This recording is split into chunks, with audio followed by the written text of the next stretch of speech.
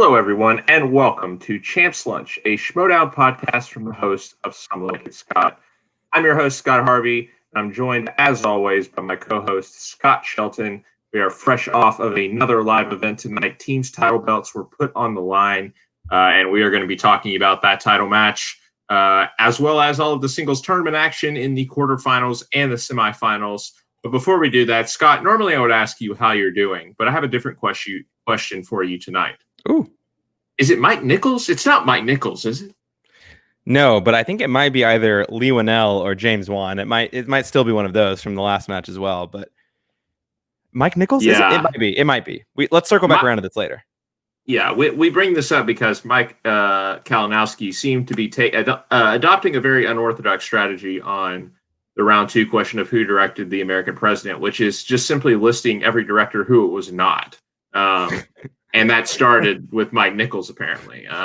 It also wasn't, Florian Henkel von Donnersmarck or John Lusendorf, who directed Takers. Yeah, there you go. That was an interesting strategy. Bold, somebody would say. But yeah, Scott, we just had this live event, like I said. So I think that's probably the place to start. Again, teams' title belts were on the line, but as an undercard, we sort of had another one-off singles match like we had last time with Warfather and Janine facing off, and this time we had Stacey Howard going up against Gray Drake, someone that we have not seen in quite a while in the Schmoedown. Gray Drake, it's probably been a couple of years at least since we've seen her. Stacey had one match this year, obviously beat Eric Zipper, and both players didn't seem like they were super interested in we're going to make a run at the title or anything, but we're just kind of there to play for fun. I think Stacey comes from comes from an era, and obviously, Gray's been around since season one, but Stacey's been a little bit more of a part, and I think comes from an era where you did just kind of play for fun and probably isn't as much interested with what the Schmoedown has become now. In terms of how hard people prepare, perhaps, and the faction points and all of that, the fact that every match counts. But nevertheless, Scott, she's 2-0 this year, and she's gotten herself to a record of 7-5, and she's beaten two not bad players in Eric Zipper and Gray Drake. Gray was kind of in control in this match. It seemed like she had a 2-point lead after round one, 3-point lead after round two, despite Stacey getting her strength, getting spinner's choice. But that Stacey Howard magic came through in round three. She pulls her three-pointer out of nowhere.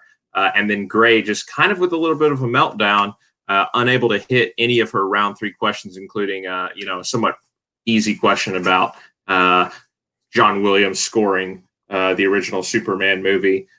So round three definitely cost her there. I'm not sure if there are that many takeaways from this match. Again, it was kind of just a one-off, for fun, just to get both, competitors a match. But I think probably significant, maybe one of the most significant things is simply that the Finstock Exchange was not able to pick up a couple of points that they probably would have been hoping to pick up here to keep themselves firmly in that title run. Now, with Corruption's loss, I think that they are still in the picture, very much so. But after Gray's lost there, Scott, we were talking about how, hey, if Corruption wins this, they're really going to be able to put some distance between themselves and Swag, and especially Finstock Exchange. But Scott, what do you think about this match? Look, as we were kind of ramping up into going live here, I was pulling up on our little match history book what Stacey's the box score was for Stacey's and Eric's match from earlier this year was. Scott, and I'll say she's only played 2 matches this year. She's played okay to good, maybe even a little bit better than good in both those matches, I'd say, because you're right. She has played well, or played two reasonably good competitors on paper.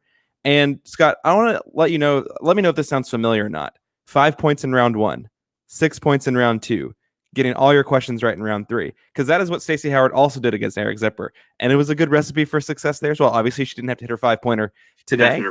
But look, she's consistent, nothing else. 5 points in round one, which is, these days is probably a little bit below average, but in the days of Schmoedown Old might be about average. And then good quality round 2. Of course, if she's getting categories, she can perform well in. She did hit Spinner's Choice today, so she had that going for her. I don't think she actually got all of her questions right in round 2 today. She actually missed one, but she still got 6 points and didn't give up a steal.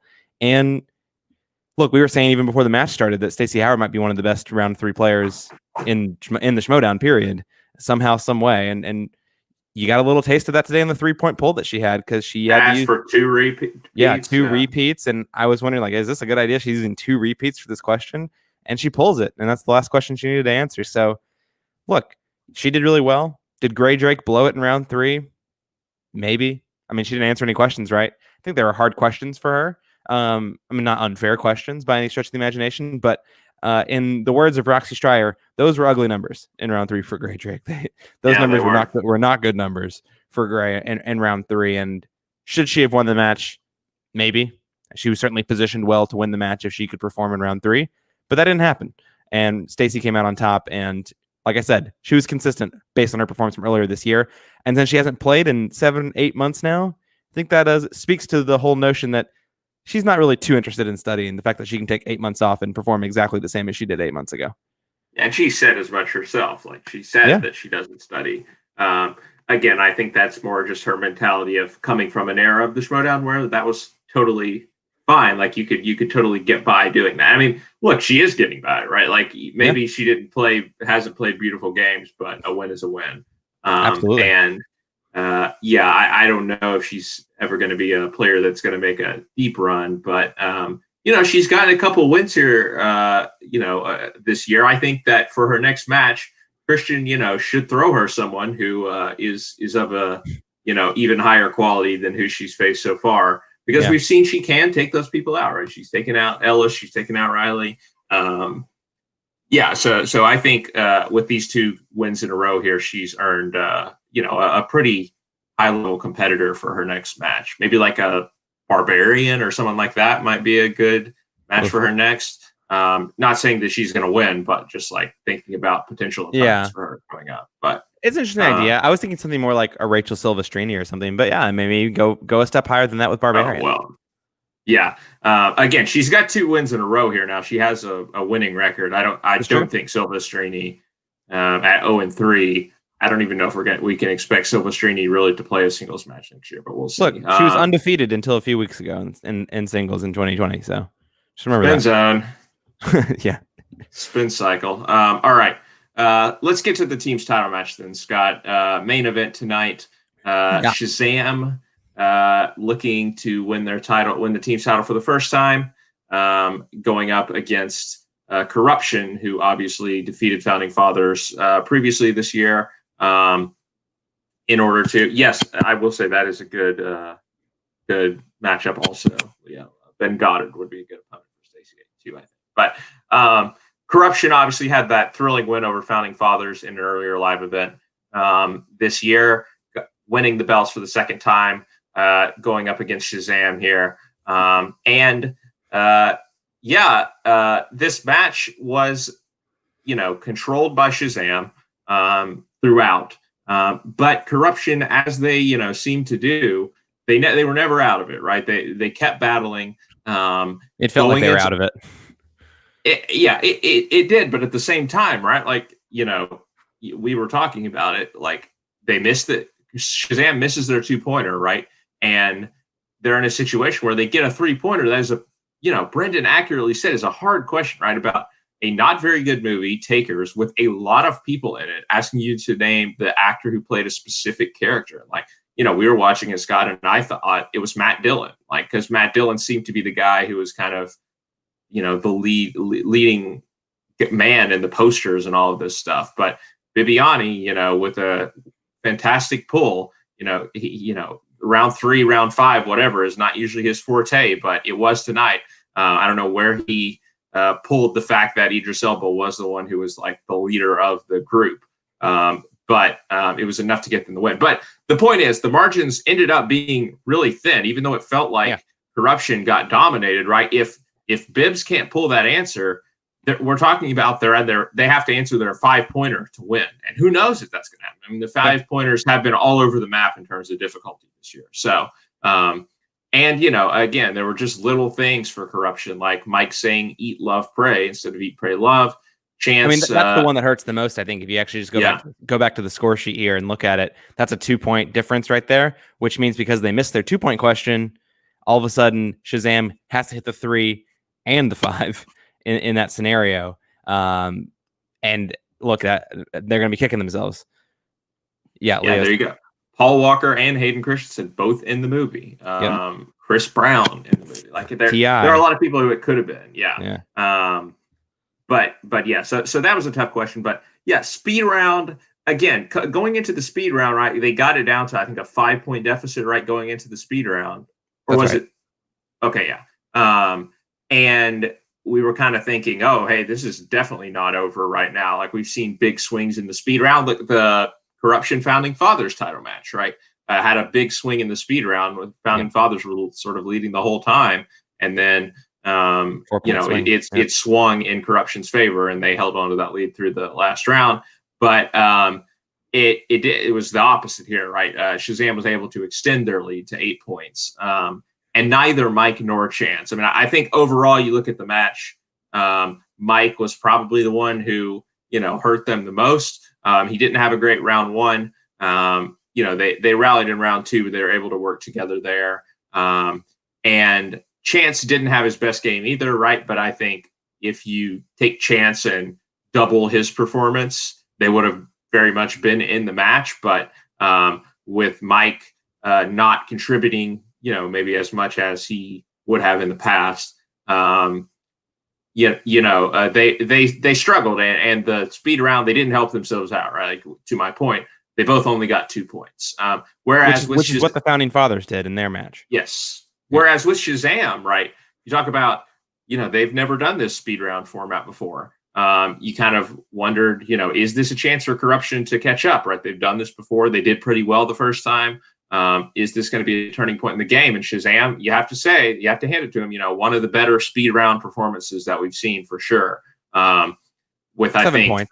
Getting 7 points, out of a potential 10. I mean, a very solid performance. They did what they needed to do, I think, in the situation that they found themselves in with a, you know, fairly comfortable lead there at 5 points going into the round.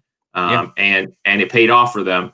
And obviously we saw after the match, Mike really seemed to be in his own head a little bit about his performance, and understandable. It is understandable because, you know, he hasn't played at the level, and he didn't really, to be honest, in the Founding Fathers match, he didn't really play at the level of a championship team member. And Chance, you know, had to pull that 5-pointer. Obviously, round one in particular has been rough for him. His singles match, obviously, he lost his first round singles match to Perry Nemiroff. It seems like the general trivia, maybe obviously the neurons aren't firing for Mike like they once were, you know, last season, for example, when he went on his run, it looked like he was just never going to lose. And, you know, inner geekdom, right? He made it to the finals of the tournament. It looks like he still got it there. But yeah, I just don't know if Corruption with Mike as part of the team is going to be able to get back to the top of the mountain against a team like Shazam, where I think both players are very, very strong and have, you know, somewhat different sets of knowledge, or at least complementary knowledge, I think, in a way that maybe Mike and Chance don't necessarily. So I don't know. This could be as strong as Corruption, I think, still is as a team in the team division. I wonder, are we seeing sort of the final days of the Chance and Mike team here? I think there's a possibility of that, just because Mike has not looked like himself this year in the general trivia divisions. Yeah, no, I think that's right. I think that Mike has had a very bad day. I mean, he was saying that he got 3 points in round one. I think he got 4, so he was doing himself a little disservice there, saying he only got 3 points in round one. But 3 versus 4, it's not getting the job done in a title match, no matter which way you look at it. And it hurt them. It hurt them really hard because I don't think that Bibiani and Brendan got comfortable with their large lead, but they certainly had the opportunity to make them hit their 5-point question to win the match. And they ultimately didn't force them to that. And that is what I think most players, I think at this level of competition, you're going to kick yourself if you're not making your opponent answer the 5-point question, because that's what matters the most. And if you can make them answer it, then you've got at least a 50-50 shot probably of winning, depending on what the question is. So look, it's a really frustrating performance, especially since they probably had a month plus to, if not more than that, to study for this, since they both got bounced relatively early from the singles tournament. And to put in this performance, I mean, Chance was good. He was a good player today. He wasn't all-star first round draft pick Chance today. He wasn't like we've seen him in the past in teams all title year. matches in particular. All year. Yeah, he's been lights out all year, and he wasn't that today.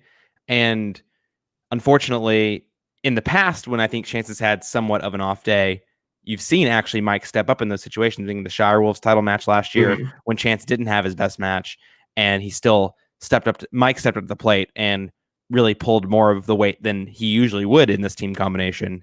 And you didn't see that today. And I think that's ultimately what made the difference, because it felt unbalanced from early on in the game, but it really, they were only like we were saying, they were one question away from making Shazam hit their 5-point question. Anything can happen just because of that sloppy 2-point answer from Brendan. So overall, I mean, Shazam played really well. I think that they still probably would have won it, just because I think that between Brendan and Bibbs, you're probably going to hit your 5-point question in most situations. Not every situation, but in most situations. So I think that they still had it. But I'm sure Mike will be kicking himself pretty hard on this one. And I'll be interested to see where he goes from here. It seems like he's pretty fired up that he wants to get back in the ring and figure out some new strategy to get back to where he was last year, when he was a question away from a title match in New York against Paulo Yama. But unfortunately, it feels like he's pretty far away from that right now. And you wonder, with COVID and everything pushing them into the virtual setting, I do wonder a little bit whether this format is just not, I mean, I don't wonder. I think that this format is not best suited for Mike's strengths. He plays to the crowd. He feeds off that environment. And I think, oddly enough, having that energy around him most of the time, not always, but most of the time, actually locks him in more and gives him more energy for these types of matches. And I think that even in the Inner Geekdom tournament, he played well, but he didn't play the best we've ever seen him play. And I think that overall, I think he'll be welcoming a return to the studio. I think that will give him more motivation. I think it'll give him more drive. And I hope he does come back fighting next year, because I still think he's one of the best personalities and players in the Schmoedown, even if he's not at the top of his game right now. Yeah. But you know, you mentioned it kind of there, but this I think match is a good example of why you can never give up, no matter how much you're down going into round 5. And I think Shannon did a good job of motivating them. And there was another example of that, I think, that we saw in one of the singles matches that we'll talk about here in a little bit. But so credit to Shannon there for rallying her troops and, you know, getting them to hit all those questions and, you know, put themselves in a position where, hey, they ended up being closer to a win than they may have thought they would have been at any point going into round 5. So, and also just to give credit to Shazam, and I don't know if you're about to move on, so I'm sorry if you're about to pivot back to Shazam too. But William Bibiani, yes, he did pass on one question, and he did check to multiple choice in round 2 a couple times. He didn't miss a question though, and that's pretty much expected at this point from Bibbs. Perfect in round 1, didn't miss any questions in round 2. They got round 3, the answer correct for round 3. He did pass on the movie release date question, I believe, in round 4, and then answered his 3-point question to win the match. So Bibbs, as usual, proving that he is one of the best players in the league, period. Yeah, that is accurate. And yeah, I mean, congratulations to them. Obviously, Brendan getting his first belt, well earned, I think. And yeah, there's really not much to say about their performance, except they were consistent throughout. They played really, really strong. As a result, the Mercs are kind of hanging on to that 4th spot there in the table. The Rockstars were starting to put a little bit of pressure on them with what Snyder's been doing. And then obviously with Stacy getting a couple points there in the undercard match. But this will allow them to hold firm to that 4th place, although I don't think either them or, you know, Roxy's faction are going to be putting any pressure necessarily on the top 3, despite the fact that, I mean, look, they both have title match. I mean, Roxy potentially has 2 title matches. If Snyder can win the tournament, then he would get a title match. She already has Alex Damon, obviously, with a title match. Odd Couple, they have a good chance of, making a run in the teams tournament. And then the Mercs obviously will have a guaranteed title match, title defense coming up with Shazam. So maybe actually in the long run, Roxy has the better chance to like hold down this fourth spot. Not that it really matters again, because I don't think they're going to put pressure on the top three, but we still don't know exactly how things are going to shake out for next year. So, every spot in the rankings could matter in theory. So I think it just matters for your draft positioning, but I could be wrong.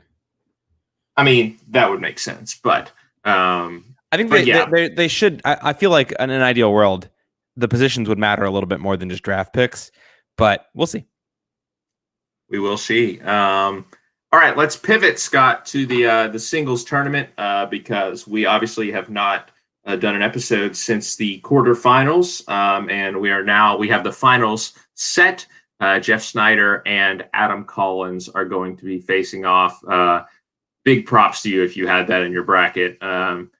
I know, like most people, again, and we've made this point before, I think most people would, if you told them before the tournament that this is going to be the matchup, they would have been more surprised to see Adam Collins there. Personally, I am more surprised to see Jeff Snyder there. Same. Because I think Snyder has had a really hard run here. Not that Adam hasn't, but like I knew the player that Adam was. Like I know how much of a beast he was in the fan leagues. And Snyder, is a bit of an up and down. And he had to go through his last three matches have been against former singles champions, Mark Riley, Ethan Irwin, Paul Allen, and he won all of them. And so, all credit to him, but we'll get there. Let's start with William Bibiani, Scott. And he, speaking of upsets, speaking of surprises, last time out, we were talking about, hey, maybe he isn't getting talked about enough as like the person who is maybe the favorite to win this at that point in the tournament. And right as we say that, he goes out and he loses to Liz Shannon Miller in a match that came down to the 5-pointer. Once again, Liz getting movie release dates, just as she did in her match with Chance Ellison that she won. And this time it was about what year did a Harry Potter film come out, or which Harry Potter film came out in this year or something? Which Harry Potter and which Pirates of the Caribbean film came out in 2007? Right. Which was a good pull by her. I mean, we both knew it, I think, Scott, but that's also totally our era. And totally in our wheelhouse. Yeah. So I think that it was maybe a little bit tough for her, but maybe not, right? Because she's a critic. But regardless, she pulled it out, and then Bibiani unable to hit his 2010s question. Again, round 3 continues to be a bit of a bugaboo for him, but he was able to, again, as we just mentioned, get the monkey off of his back a little bit tonight with hitting that really tough 3-pointer, maybe honestly closer to a 5-pointer, despite it being a data question. And get the title win for Shazam. But yeah, maybe a little harsh to say that third round continues to be a curse for him, because I feel like he put that to bed last year, or maybe even the year. It's been a while since I feel like he's had real third round issues. But look, the 5-point question can rear its head from time to time for sure. And absolutely right. Oh gosh, it was Maria Bello was the answer. I'm forgetting the movie. Is it Grown Ups? Is that what it was? Yes, that was it. I yeah. believe. Yeah. Grown Ups 2 or something like that. Ugh. Never seen those movies.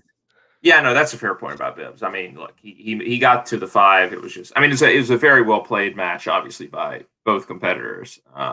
Yeah. Look, Liz is the, Q swag upset music, right? Like Liz has been the surprise of the tournament. I mean, yes, you can say Adam Collins has outclassed her in terms of the upset factor and the surprise nature of his run through the tournament, because he ultimately defeated her in the semifinals, which we'll talk about in a little bit. But again, taking another player further down the roster on swag, and Winston Marshall's turning them into, a championship contender, although Liz, of course, didn't actually make it to a championship match or to the finals of the tournament, but she made a really deep run in a tournament that was really large, and in which she had to play Chance, who has been on fire all year, Bibiani, who I mean, look, he may be one of the best players, if not, I mean, besides Dan, maybe the best player in the Schmoedown right now. And she had to beat Rachel Silvestrini too, who was undefeated in 2020. So I gotta give up that joke. I was about to say you're wearing old. it out, but yeah, I think with Liz, when she came into the league, there was all this talk about, oh, she's the next Ethan Irwin, because she like knew Ethan Irwin or Ethan's wife or something like that. And after her first season, I mean, obviously she did well again. She got herself to a number one contender match, but I think we were kind of like, I don't know, just based on her performances, is she really the next Ethan Irwin? I think she's shown she has delivered on that this year. She's shown some real strong promise. I mean, consistently scoring in the 20s, like, by the time 25 in this match. I believe how much did she get to? Did she get to 20 today in her match? She 18. She was at 18, but could have gotten to 23 there with the 5-pointer. But very strong performance. And yeah, you have to give credit to Winston though, because I think, again, the faction seems like they're very tight knit. I don't doubt that she has benefited from having a very involved manager like Winston and someone with a positive attitude. And I have no doubt that she is going to be right there in the thick of things again next season. Once we get back into singles, because I think she ended up being an ace in the hole for Swag, and is somebody that Swag is going to have to think twice about when they're thinking about who they're going to protect for next year. I mean, I still don't think she probably will make the cut, but I think she's given Winston more to think about than maybe he would have expected going into the tournament. Yeah, I mean, look, she might make the cut. Well, I think we'll see how everything shakes out at Spectacular, right? Because Winston obviously has Ace and Chandru both in titles matches there, and I think maybe the outcomes of those matches may determine who gets held on to. I think that even if Ace wins, I think you drop him and you keep Alicia in the middle, honestly. But that's a discussion. Probably drop Lon as well. I would say drop. I would say drop Lon over Liz for sure. I don't even actually think that's that hard of a question, because you can just pair Liz with Paul, and I think they would do a really good team.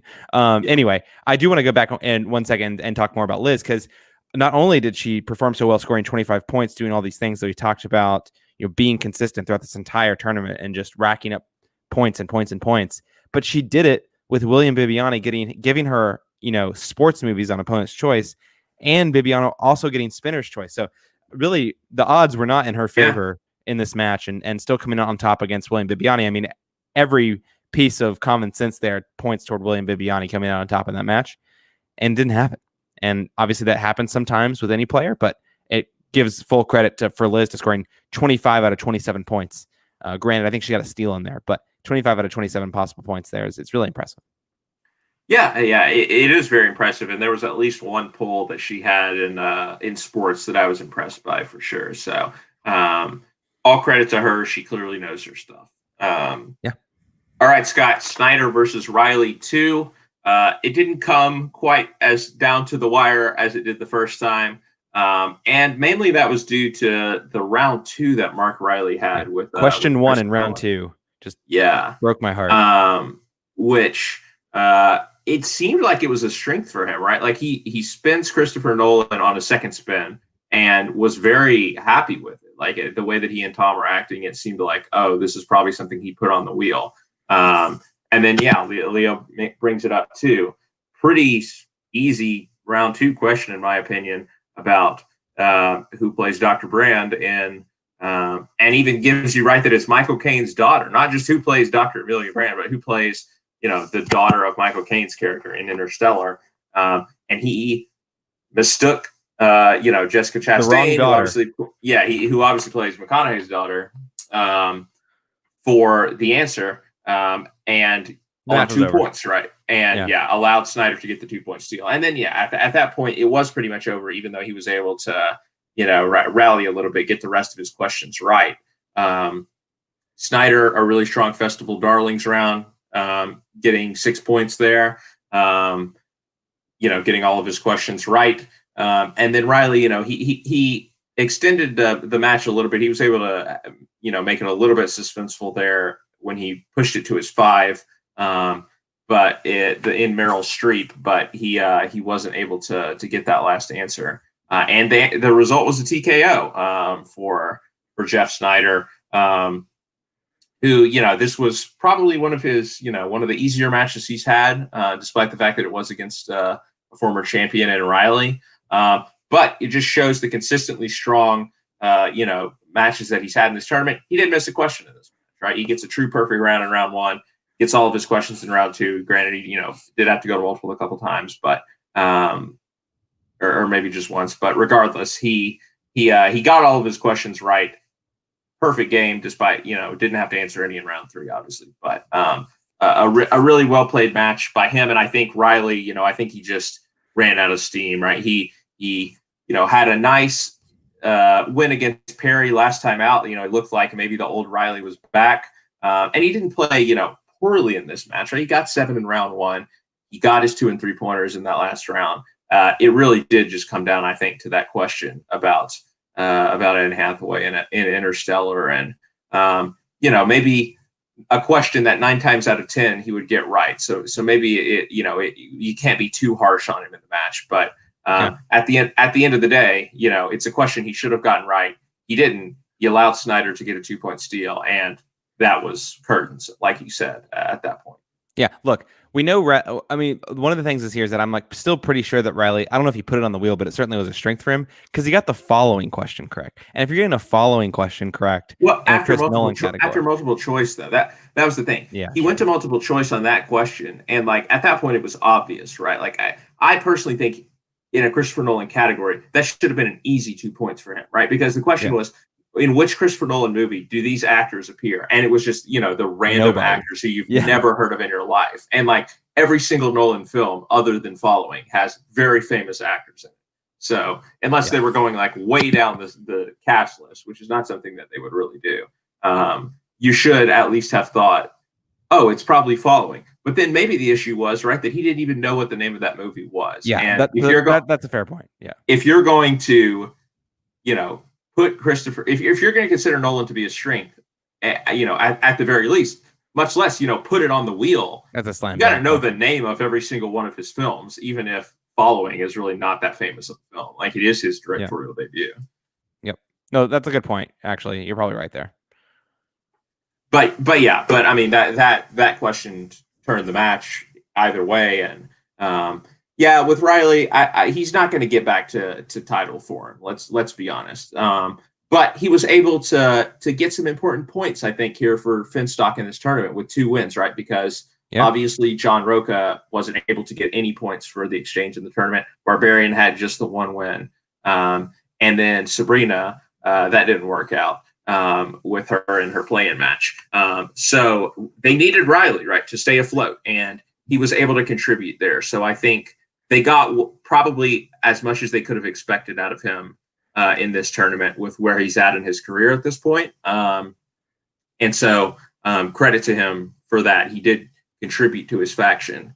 It'll be interesting to see.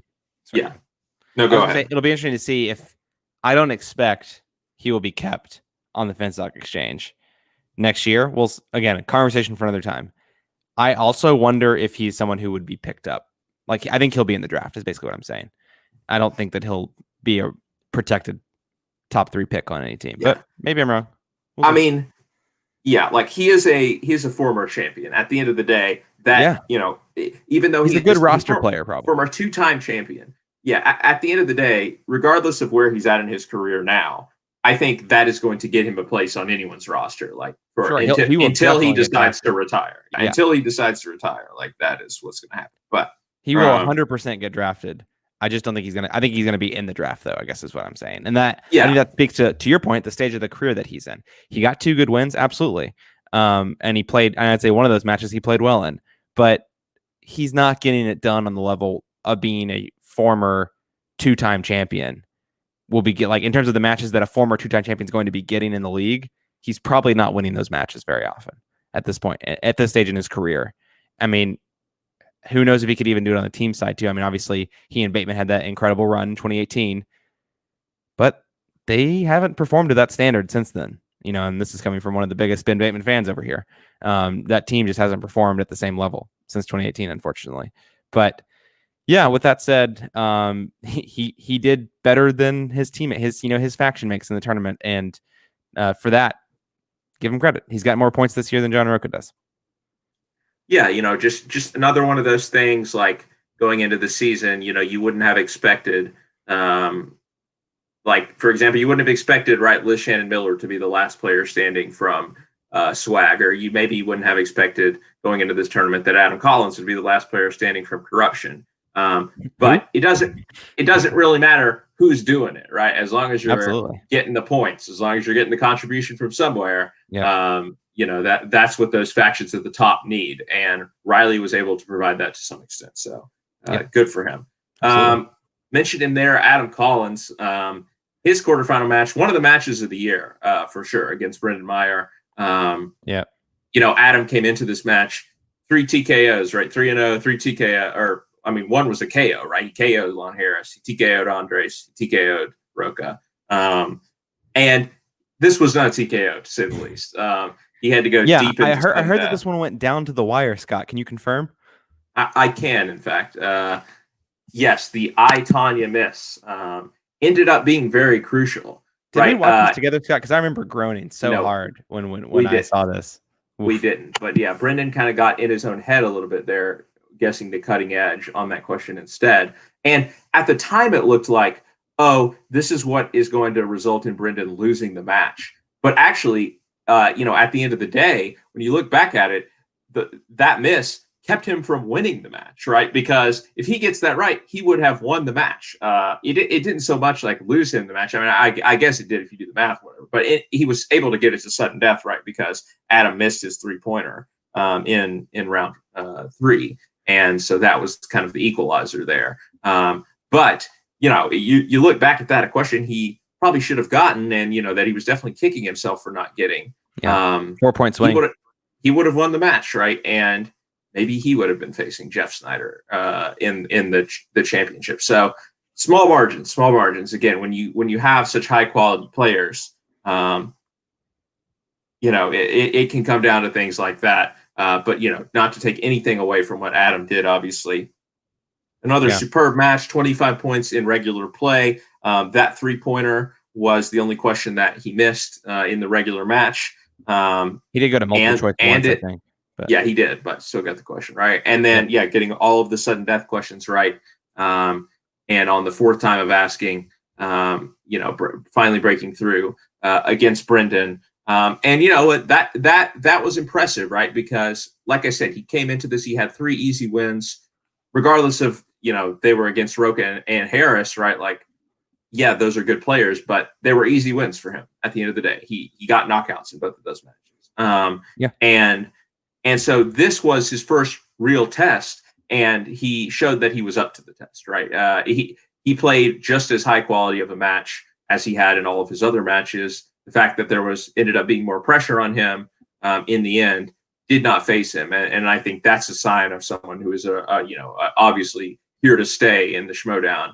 This wasn't just sort of a flash in the pan run for him, where the questions went his way in a few matches and he was able to get big wins. He's able to compete in those high scoring, high quality matches as well. His run in this tournament, he's looked unstoppable. I think you'd be crazy personally, despite the fact that, I'm not crazy is maybe a little harsh because Snyder has played really well in this tournament, but I think he is clearly the favorite looking at this championship match against Jeff Snyder, at least in my book.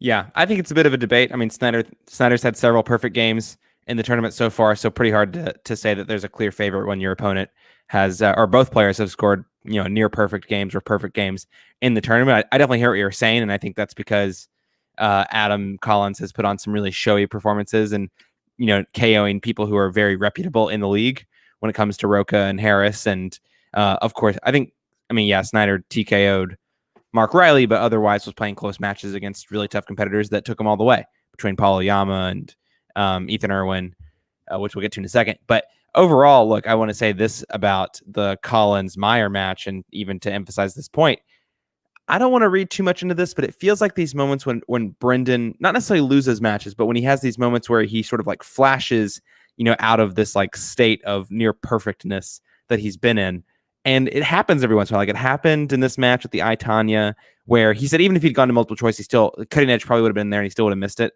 I understand. Like, look, like you're fixated on the wrong thing. You just got it wrong. You just kick yourself and move on. But then he misses the 2-pointer tonight in the match with a really silly guess like the nun. I mean, I don't know if he would have known the answer or not, but just a very silly answer. I forgive him for that a little bit more than I do the cutting edge one, because look, it's his title match, right? Like he has a chance to like put his team in dormy mode, right? Where any question that they hit is for the win. He's going to win his first title, something that he's really worked up to. And he clearly just rushed the answer. So like, he's got to keep his composure there for sure. But it's also not really a position that he's been in before. And so I guess I can understand a little bit of nerves or over excitement more than anything, because we've seen he can get a little bit excitable in matches. He's quite excitable. Yeah. No. So I don't want to read. I'm not reading. I really am not reading too much into that. But I find it interesting in these moments where it feels like, oh, is he like he beats himself a little bit, and it's still there. It doesn't happen very often. We were talking about this several times off air about how I was probably underrating him a little bit, and I think I've come around a little bit and rated him probably more properly where he should be based on the performances he's been giving since the free for all in 2019. But yeah, he's been fantastic. He's been one of the best players in the league. It's just so interesting to see these little small flashes of real brain. It almost feels like brain farts, right? That he's having. It's not like he's gotten a question he just doesn't know the answer to and he throws out just a random answer. It's like he made like silly answers to a couple of these. I mean, again, cutting edge maybe not a silly answer, but like maybe it's just my bias loving Itanya so much. I just thought the answer was really obvious. But overall, I think that Brendan's still doing great. And these like little flashes are interesting because it didn't cost them tonight, but it cost him in the singles match against Adam Collins. And I wonder if something like that happens again in the team title match at Spectacular, it'll cost them in that match. But that's neither here nor there. We can speculate about that on a different episode. Great match overall. Adam Collins, you're right. Like we both picked him to beat Roca. We didn't pick him to go this far though, and I feel kind of stupid for not picking. Like if I picked him to beat Roca, why didn't I pick him to beat all these other players? I don't know. But look, he's doing fantastically. It was really great to be one of the first people who interviewed him after he got drafted into the Schmoedown, and maybe we can have him back on one of the a later episode this season to talk about kind of the before and after of it all. With now that he's gotten at least a couple matches under his belt, I think he's played a few and done quite well. So maybe we can get him back on and talk about that. But yeah, look, Adam Collins is doing great, and I'd pick him to beat Snyder. I don't know if I'd go so far as to say he's a clear favorite though. Yeah, I don't know. Maybe the polls will tell, but with Brendan, yeah, I mean maybe it's just a singles versus teams thing, right? Maybe he is just a stronger teams player, right? Because he has a really good partner in Bibbs to pick him up when he makes those little mistakes like that. And still scored 25 points in regulation, but I take your point. He did, yeah. But to your point, to the point that you were making, right? Like we're talking about mistakes costing him versus not costing him, right? Like it cost him in this match where he didn't have anything to fall back on. In the teams match, he still had Bibbs there, and Bibbs was able to get the win for that. And they also had Mike Kalinowski on the other side of the table, which helped them out a lot in the cushion department. Sure, but if Mike Kalinowski has a normal match, they might have still won. So, that's definitely true. Absolutely. Yeah. So great match. Adam Collins showing that he can win the big one. Irwin versus Tom was our final quarterfinal match. What a fun match. It was, quite a clash of personalities for sure, as you would expect. And round two was kind of the decider here, Scott, with Tom not having the strongest round in 70s, only getting 5 points. I mean, look, it's a decent round. It's above average, but Ethan obviously is a beast in round two and was a beast in round two in this match as well, with getting another perfect round two, true perfect round in round one, and then getting both of his questions in round three that he needed to for the perfect game there. And so Tom, despite his robotic nature, I think we have seen, this year in particular, that there are some flaws in the code at times. But he is still a really strong player, right? Like, don't take anything away from him. I think he could beat just about anybody on his best day. He's still a red one draft pick, in my opinion. I think he's still up there. Look, the wheel was not in his favor on this day. He got rom-coms, which think in retrospect he probably would have preferred to have stuck with. But 70s, 70s is going to be a hard category for most players in the Schmoedown, I think. Look, I mean, the sheer thought of 70s makes Jeff Snyder quit his matches. So I think that overall you have to point out here that if Ethan is the one who put 70s on the wheel, which he may or may not have been, I don't know. It wouldn't surprise me if he did. The plan worked, right? Because the 70s is like classics is a very tough category. Yeah, it is, and for someone who was not alive probably at any point during the 70s, and Tom, I think that he was always going to struggle a little bit with this, and again, 5 is not a bad score, but when you're playing against Ethan Irwin, like you got to do better than that, and this match showed that because Ethan didn't miss a question. So no, he did not. It was true God mode for Ethan, as we have seen with Ethan many times. Not just in this tournament, but maybe what happened, in his next match so surprising. I mean, again, not that he played a bad match or anything. It really did just come down to that last question. To see Tom out of character, okay, that is a good tip to watch him on Sin Fanatics, because I have never seen him out of character. And I've read some of his Collider articles, which I mean, he's hilarious. He's incredibly funny. Yeah, I would be interested to see what he is like out of character. So that's a good suggestion. But let's just move ahead to Irwin. Well, okay, no. So last thing, I do want to give this match its fair shake here, and I'm really interested to see what Tom and Paul can do with the second attempt in the team's tournament, right? Like, obviously, we have our opinion on how that match went against Deep 13, which is a great team, by the way. I cannot believe they're not in the team's tournament. I literally cannot understand why they're not in the team's tournament. But overall, Tom and Paul, really strong team. Paul Preston's certainly going to be motivated after the incredibly disappointing performance he had in the singles tournament. And then Tom showing that, yes, maybe there's some faults in the code for, his play with certain categories that I don't know if Paul can cover him in 70s or classics. I have no idea. But overall, I'm really interested to see what this team can do if they're not mismanaged and, they have a little bit, they have one match of working together under their belt and playing that way. Granted, it will be in the virtual format, which I think will be. And they are playing Final Exam. And they are playing Final Exam. Although, look, hot take, I think on paper, I think you usually go with the team that doesn't have the weakest player as the favorite. And I think that Lon Harris is the weakest player in this match. And so I think the manager aspect is part of it too. I absolutely agree with that. I think the manager aspect is definitely a part of it.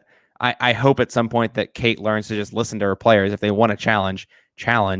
And honestly, I don't think they're going to listen to her advice too much on like what categories to give people in round 2 anymore after what happened last time. So I agree. I absolutely agree with what you're saying. And I think that could be the difference on the margins here in this type of match. But I'm really interested to see what they do, because if they get past that, then they're on the Founding Fathers side, right? They're probably playing the Founding Fathers, and who knows where it can go from there. I mean, absolute bangers up and down in the team's tournament for sure. But I think it's going to be a really interesting match, and they're going to be really motivated. And I think Tom has shown in this tournament that, is he perfect? No, hardly anyone in the Schmoedown is, but he's pretty good. And he's scoring on average, in the mid-20s, low 20s in these types of matches. Yeah. I think what Tom did, and in those first few matches with the Looney Bin, it was unrealistic to expect that he was going to be able to just keep that incredibly high level of play going on. But he's been pretty close to that. So credit to him for that, despite, again, having non-existent. Pretty good. Having non-existent management. He was still able to get himself pretty far in this tournament. So Ethan Irwin versus Jeff Snyder, first semifinal. So let's say this about Snyder first, right? I think the thing about him has always been said is that, he's one of the best teams players of all time. And not necessarily the same in singles, despite the fact that, he did get himself to a title match, right? But didn't play super well in that title match. Probably didn't have the toughest path to get there, right? He beat Riley. He beat Mike Kalinowski. I think that was it, right? Like, I think, wasn't that what got him there? And so, there might have been someone else in there, but yes. Yeah, definitely not the toughest path we've seen to get to a singles title match. He's always just been viewed as like, he's obviously a great teams player because he's won the title with 2 different teams, which nobody else has done. And actually, that's not true. Roka's done. Yeah, I was going to say, not true anymore, but at the time it was true. At the time it was, yeah. I think we can dispel that once and for all, right? Like, after this tournament, he's obviously a very, very good singles player as well. again, like I said, he's taken out 3 champions in his last 3 matches in Irwin, Riley, and Oyama. And this was his most impressive win of all, I think. Not just because it was Ethan Irwin, but because he looked like he was a little bit down and out throughout this match. And this is where I want to give credit to Roxy, right? I kind of alluded to this earlier with, complimenting Shannon, I think, for what she was able to do to rally her troops in the last round. Roxy absolutely did the same thing, right? And I think that's why she's a good manager for Jeff Snyder to have, right? Because, it can be a little bit irritating at sometimes, I think, but her thing is just she's just like so incredibly overconfident in her players at times, it seems. And it seems like that's exactly what you need to offset Jeff Snyder, who I think almost feels like he's done when he gets behind by like 1 point in a match, right? Like he is so underconfident almost in his ability to come back in matches, and his mental toughness is low, I think is the way to describe it. And so I think Roxy offsets that very nicely, right, by just like hyping him up so much, even when it looks like, he is down. I mean, like, look, he was only down by like 2 points going into round 3, but that is almost an insurmountable lead against someone like Ethan Irwin at times. And Snyder was definitely feeling a little bit defeated, and Roxy got in there, and, I think she made a difference. And, I think there's always the question of, how much part do managers really play, at least in the match. I think this is a good example of, you can look at the match and say, yeah, I think the manager did play a part in this match and did play a part in getting Snyder to refocus on those round 3 questions and lock in, even after he missed his 3-pointer, right? Surely after he missed his 3-pointer, you would have thought, well, that's it. But he gets back in there. He gets that 5-pointer about game night, which was funny, right? Like trivia night, asked to a trivia, but it's a fair 5-pointer, I think. Like it's a lot detailed question. It's a 5-second plot detail in like the opening scene of the movie. Yeah, it's definitely definitely a worthy 5-point question. But then Ethan, right? He's in a position where he hits his 3-pointer, he's guaranteed sudden death at the very least. Yep. But he doesn't do that. He misses his 3-pointer.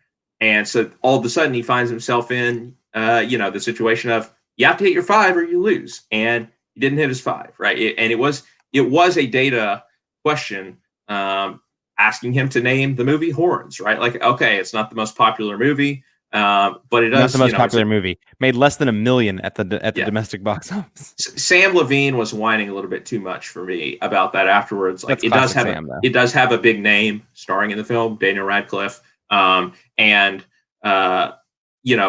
Jeff Snyder did get a hard 5-point question, as we were saying. It wasn't like there was a huge disparity in the questions.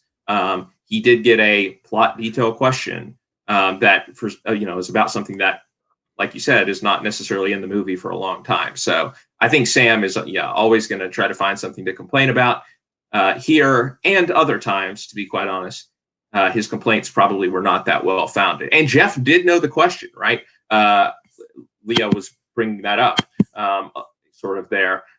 Jeff knew the question as well. So I think that's something that hurts Sam's case a little bit. I think it was just a film that was in a blind spot for Ethan, and wasn't able to pull it. I will say another thing that for Ethan, again, that was kind of bringing up flaws in the code. He's another sort of robotic player at times. Round 1, right? He misses the sausage party question. Sausage was in the question, right? Like they could not have given it away anymore, and he put sausage fest instead. And that was somewhat big. I guess maybe it ultimately didn't have a difference in the match, right? But it ended up being a swing there, because not only is it, he missed the question, but it hurts his perfect round, whereas Jeff Snyder got his perfect round and then got the additional question. So, you're going from potentially it probably should have been 9-9 to 9-7 going into round 2, even though Ethan was able to rally. And it has a bigger effect on round 2, where Jeff had, spun 80s and did not do well. He only got 4 points. He did answer 3 out of the 4 questions, but he had to go to multiple choice on 2 of those 3 that he got correct, and gave up I believe it was a 1-point steal on the other one. So he went to multiple choice 3 times, missed one of them. And so was really struggling. And you pile those extra 2 points on there, all of a sudden he's down by 4. You and I know that 4 points is still okay, right? Like, you can still hit all 3 of your questions and make him hit the 5-point question to beat you. But and the mental toughness that we've seen of Jeff Snyder is that he's going to be beating himself up even more, right? Maybe Roxy's speech comes in there, has the same effect, gets back in the game, and like that, he still wins the match. But I think it's all about piling it on with Jeff when you have the opportunity, so that he can't get himself out of the mental hole that he often, or not, I shouldn't say often, that he sometimes digs himself into in these situations, or at least that he is known for doing. And here, Roxy, look, I don't know whether it ultimately had an effect on the match. It certainly seemed to, absolutely seemed to. And whatever it was, Jeff clearly thought that he had lost multiple times. Yeah, I think he was surprised each time Ethan didn't know the answer to the questions, which, I understand why someone might be surprised when Ethan Irwin doesn't know the answer to a question, because it seems like he knows everything. But he was shocked, I think, when he won that match, because he probably certainly didn't feel like he deserved it based on the way he was reacting to his round 2 performance and even missing his 3-point question in round 3. But look, he's good, I guess, good fight to get through here and keep your head in the game in those situations where in the past we might have seen him flake out of the game a little bit. We'll see if Adam Collins gives him any room to breathe in that department, because I think what you're saying earlier is that Adam Collins is a clear favorite to you. Again, I don't know if I'd be as strong with that, but I'd certainly say Adam Collins is my pick to win that title match, which we can talk about his semifinal match now. But look, good performance by Snyder, another good performance in a series of really strong performances, and certainly one that I don't know if Irwin's going to be disappointed in, because his perspective that he's talked about on Backstage and a couple other shows is that he doesn't really beat himself up too much. If he doesn't know the answer, it wasn't there, he doesn't sweat it too much. So I don't know. I don't think he's going to be beating himself up too much about this one. I think he's going to get his head right back in the game for the team's tournament. But certainly, I'm sure from a macro perspective, disappointing that he missing 2 questions in round 3. That's like, has that even happened to Ethan Irwin before? I mean, it probably has, but it's certainly an anomaly. Didn't it happen the first time he played Snyder? I doubt it. I don't know, but he hit his 5 the first time he played Snyder. I can't. I don't know what match I'm thinking about, but I think there is one other time when it. The point being, it doesn't happen very often in the 15 odd singles matches that he's played. Yes, it was Andreyko. That's what it was. I believe it was the match when Andreyko beat Irwin. I think Irwin missed a couple questions in round 3. Yeah, there we go. Thank you, Leo. Yeah. So, but yeah, Jeff Snyder moving on to the finals, taking out Ethan Irwin. Ethan will get another shot in the team's tournament, although don't know how long he's going to be in there with Guy as his partner, but we will see. So yeah, the other semifinal, of course, today, Liz Shannon Miller, Adam Collins, solid match. Pretty back and forth. Again, you have a situation where Liz Shannon Miller missed the last question of round 1, right when both players were on a perfect round, and that allowed Adam to then build a 2-point lead going into round 2. What was the question that Liz missed? Because it was one she should not have missed. Yes, that's right. She should not have missed that. But regardless, Adam gets. She did have a funny comment over the match. She said she'll never question the whitewashing of other cultural movies by Disney, so she won't make the same mistake again. Yeah, this turned out to be a significant moment in round 2, though, when Adam missed a question about how many Expendables films that Arnold Schwarzenegger was in, giving Liz the chance for a potential 2-point steal, and she did not hit it. I think she went with the wrong strategy here of when someone, when you have a question like this and someone answers, for example, Adam answered 2. I think it is always a more logical conclusion to think that they forgot one rather than that they added an additional one that the person was in. And therefore, I think the smart play, if she had no idea, which she probably didn't, was to say 3, which did end up being the correct answer. But instead, she went with 1. And the result was, right, she loses the match by 2 points. If she gets that right, then Adam at least would have to answer his 5-pointer to win. And if he doesn't, then we're in another sudden death situation, and who knows what could happen. Yeah, my only caveat to that is that based on how she reacted, I think she literally thought that there was only 2 Expendables movies. Oh, Because she maybe. said based on the options available to me, I guess I'll take one. Then I think she thought that there was only two, which is maybe that's the root of the problem, maybe. Because I think you're right? It's much more often, especially in a low number situation like an expendable series, much more likely to have undercounted than overcounted. Yeah, and logically, I think if they're asking about how many of these movies in this series, like I just think logically you would think, okay, there's got to be at least 3, right? If they're asking that, surely they wouldn't ask it right where what are the they going to say answer at is multiple choice? is he? Yeah, that's true. Where it's either going to be 0, 1, or 2, but maybe more realistically just 1 or 2, and then right if somebody misses, then it's like almost a free point for the other person. So I'm I waiting don't. for the day they do one of these questions and the answer is 0. I'm just waiting for the day where they I troll mean, someone. they've done it before. Well, I don't. They've done it in the fan leagues. I don't know about the Schmoedown, but yeah, they will do that sometimes. Of like, how many Oscars has this person been nominated for? Yeah, wasn't there a question recently? No, I think that was in the fan leagues. But sorry, how many the other leagues, Scott. We're not calling them Yeah, the fan sorry, leagues the anymore. other leagues. How many Oscars has Madonna been nominated for, or something like that? I think that was in one of the other league matches, and the answer ended up being 0. Sounds right. But yeah, so the match was back and forth in round 3. They both hit their 2s and 3s. But then again, yeah, Liz comes down to that comic book movies, that Thor Ragnarok question. Tough question. And she can't hit it. Yeah, tough plot detail question, a worthy 5-pointer, I think. And Liz's 5-point magic ran out, right? She hit a few 5-pointers there in the tournament, but she wasn't able to this time. And I don't think she could be too disappointed about what she did in this tournament. Again, her faction needed someone to pick them up after Paul and Lon went out early, and she absolutely did that. She got some upsets. She got some much needed points for them to keep them right there on Corruption's heels. And at the end of the day, she just kind of came up against a brick wall in Adam Collins, and her magic run came to an end. But it will hurt to have come so close to the finals and not get there. But again, I think she's going to look back at this tournament and be very pleased with what she was able to accomplish. Yeah, look, 18 points ends up probably being below her average otherwise in the tournament, but 18 points is still a good number in most matches outside this, fantasy land that we've been playing in the tournament where it feels like everyone's scoring in the low to mid 20s.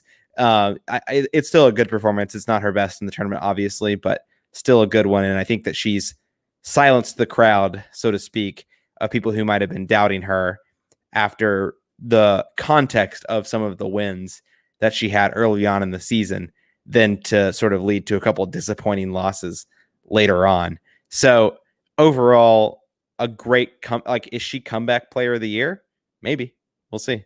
Probably not. But I think overall, probably not, just because her record was still good last year, despite the fact that her performances may not have been the most impressive. Yeah, I'd agree with that. I mean, Snyder might end up being comeback player of the year, depending on how the team's tournament goes. That's a good shot. Which an award which I believe he's actually won before, which I think is hilarious. I think he won it in for like the 2018 season. But anyway, I could be wrong about that. But overall, I think that she's got to be pleased. I think she's cemented her name as a top tier player in the league. I don't know if she'll be retained by Swag. I think she might be. But if not, I think she'll certainly be picked up by another faction before the draft comes around. All right, the heavy hitting question right here. Yeah, we do need to mention this before we conclude, Scott, and that is the Wild Berries retirement match, which obviously we found out was happening at the start of the Liz Shannon Miller and Adam Collins match. Makuga making a little bit of a resurgence, right? The rom-com match dropped this week for patrons. I haven't watched it yet, so spare me. Yeah. No, I'm not going to spoil it or anything, but he played in the match. And we haven't seen him obviously in quite a while. And then he pops up here at the start of this match in a scene, right? A cut scene. We haven't seen these in really since the Schmoedown has gone online, and that's understandable. But we've only seen a couple. Yeah. It was nice to see a little bit of a storyline there going to work. But yes, Makuga and Dewberry kind of saying, hey, we're gonna have this out once and for all. Dewberry acting like he likes it over there in corruption, and that Shannon is treating him well and everything. Makuga very baffled by that, feeling like that they just need to get back together, but it doesn't seem like that's going to happen. And so we're going to get a retirement match sometime before the end of the season between Makuga and Dewberry. Obviously, this will be the second retirement match. I think it's the second. I can't remember if Makuga, when he played Dagnino, was a retirement match, but his match against Finn Draco, was a retirement match, and he did win that one, and he did beat Dagnino in what may have been a retirement match. But regardless, he has shown that he can win in retirement matches and that he can really rally in retirement matches, right? Because he beat Draco, right? Which is, maybe the best win he's ever had in the Schmoedown. I guess he did beat Harloff back in season 1, but that match was something. But regardless, that's probably the best win he's had. He did beat Clark Wolf too. So that was a good one. So I'm talking myself out of it. But anyway, it was a very good win for a player of Makuga's caliber to beat Draco. So even though I think Dewberry is the favorite, right? Because he, has always been, I think, the slightly stronger player in the Wildberries. He did play a match this year. Obviously, his team lost, I believe, but he played pretty well in the match. He was with Mark Edward Hoyt. They lost the final exam, but he did play pretty well in the match. He's gotten perfect rounds before, and so I think on paper he's probably the favorite. But I am never going to count out the Makuga magic. And personally, for me, I think both these guys are great. I like having them part of the Schmoedown. It's disappointing that they haven't played as much recently. But if you ask me, who do I want to win this?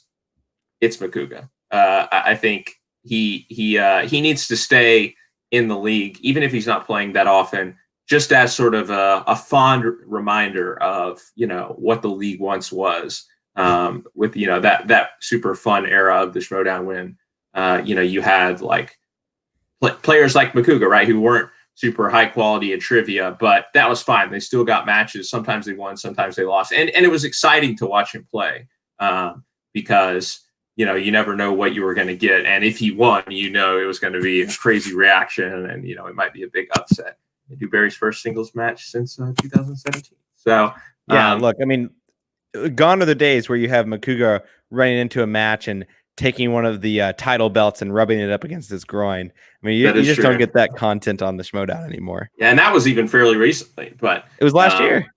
That is true. We've progressed even since then, but this will be a fun match. I'm glad that they're doing something like this, even if it means Makuga might be retired. Please don't let that happen. He'll still be around when he's available, but he's about to be a dad. He's got a lot of stuff going on in his life. That's true. That is true. Put him on the desk every now and then. Like Harloff and Ellis don't have to call every single one of these matches. Like I say that out of respect for both of them, but we can vary it up. Yeah, I would agree with that, and I don't think we need to spend too much longer on that point, but I do think that there would be some benefit in giving Christian a break from having to call almost every single match. I think Mark handles it really well, and I think Mark, not that he's not involved in all parts of the Schmoedown, but I think he juggles a little bit less on match days than Christian does, and I think how much Christian is juggling is often clear in some of the matches being called. And that's not even really a criticism. It's just, dude, just give yourself a little bit of a break. It's okay. But it's his baby. I understand it. And the product is still very good.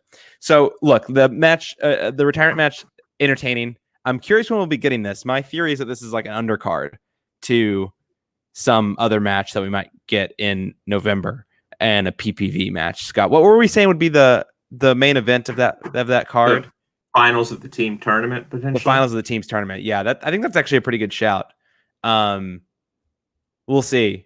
We'll see if that ends up. I have to map up the schedule for the team's tournament. It may not actually work out in terms of timing, but I think that having a big match, maybe, or even having if it's a round two, I guess technically a semifinal match, maybe you could have that, and then the main event be the retirement match. I don't know, one way or the other, depending on how you want to swing it. I think that it could be a fun way to do it, because I think that they probably will have some sort of PPV in November, even though there's no real title matches left to be had going into the spectacular.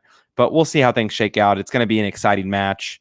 it certainly is a artifact of an older version of the Schmoedown that still has value, I think, and most people would agree with that. Leo's saying he thinks it's going to be the main event on a PPV. Yeah, I think that depends on what the PPV is. If it's the team's tournament finals, then I think that would be the undercard. But if it's some other match in the team's tournament or just some other random match, though, kind of like we've been seeing here with other singles or teams matches going on, then I agree it'd probably be the main event. And look, the last thing to say here about this, as much as we are sort of downplaying it as, oh, this is the, bygone era of the Schmoedown, this is just for fun, whatever. There are faction points on the line, and we're talking about the top two factions with, Dewberry representing Corruption, the Cougar representing Swag. So who knows? These 2 or 3 points that come out of this match could go a long way in determining who wins this thing at the end of the day. So I think let's not just dismiss this match totally as for the lulz, because there is some importance to it. Yeah, there's definitely some importance, but there will definitely be some lulz in this match. Yes. No doubt. And it's really interesting talking about faction standing, Scott, just to jump into it. It's a 3-horse race at this point. I think with Bibbs and the Kid falling in the quarterfinals, it pretty much erased the Mercs' chance of kind of running down the top 3 that we've seen over the last few months. And so where we sit after today's Schmoedown Throwdown, we have Corruption at 52 points, Swag at 48 points, and the Exchange at 47 points. The Exchange had to have their backs against the wall here. They didn't get the points out of the Drake match that they were hoping to pick up, and they're really relying on the Founding Fathers. I mean, that is the only horses left in the race for them, whereas Corruption and Swag think they have, I guess Swag is in a similar position, although they have 2 title matches at Spectacular already on. And the Exchange, sorry, the Exchange does have Merle, obviously, who's going to be defending. Yeah, that's true. The title, yeah.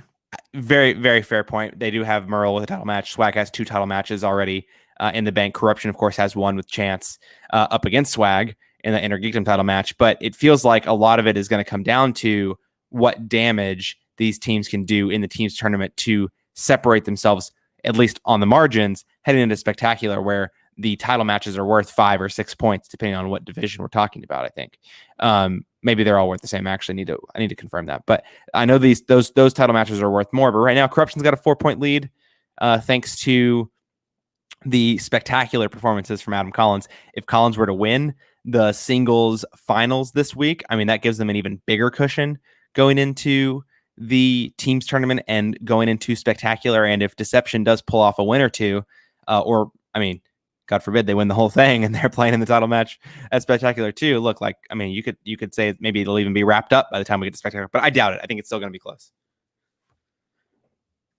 Yeah. I think this thing is going all the way to the end, to be frank.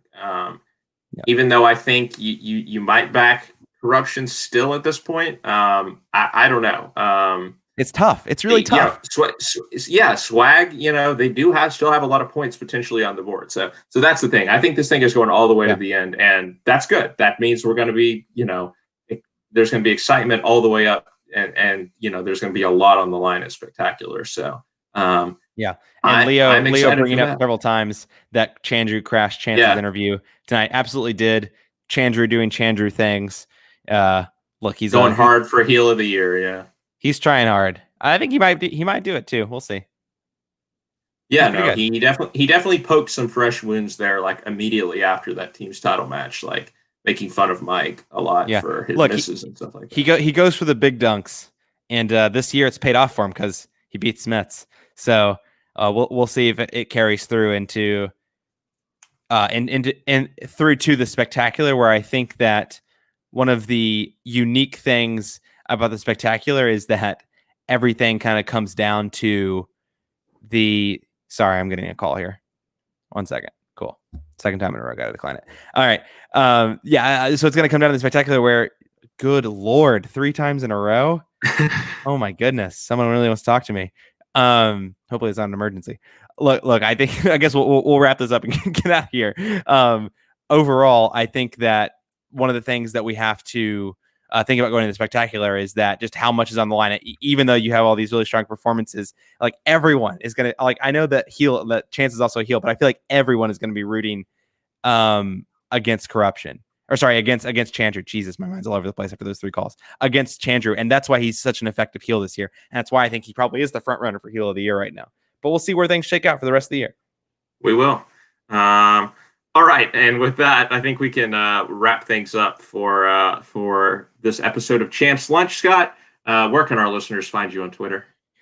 You can follow me at Twitter at shelton2013, but you'd probably be better off just following me on Letterboxd at the same. Yeah, and I'm at Scarvy Dent. Don't forget about our podcast as well at Media Plug Pods on Twitter, and of course our podcast feed on Spotify, Apple Podcasts. Some Like It Scott is the feed there, and that contains all of our podcasts, including Champs Lunch. Some Like It Scott, our weekly movie review podcast, and our countdown series in which we go through director filmographies. All have, pretty recent episodes out. We talked about Tenet last time on Some Like It Scott. Our Fincher series is about to wrap up. So catch up on all that stuff as well as Champs Lunch. And of course, we hope you will join us next time on Champs Lunch. 2 or 3 weeks, like we normally do. We'll just probably after the horror free for all. We'll probably do an episode. Potentially.